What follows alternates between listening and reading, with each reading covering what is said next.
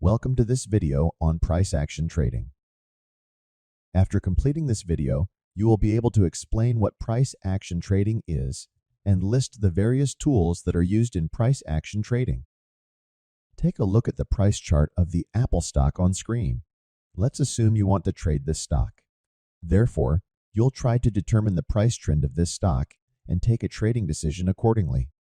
One way to determine the price trend would be to use technical indicators such as moving averages, ROC, etc. But is there a way to do that without using any technical indicators? The answer to this is yes. You can use a concept known as price action trading. Price action trading is a process of studying the basic price behavior of an asset across time in order to take trading decisions.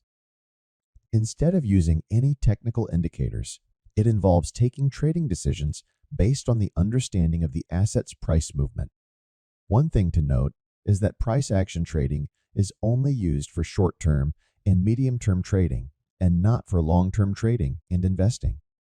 There are several tools that you can use to understand the price action of an asset, such as supply and demand analysis, chart patterns, pivot points, support and resistance levels, and Fibonacci levels.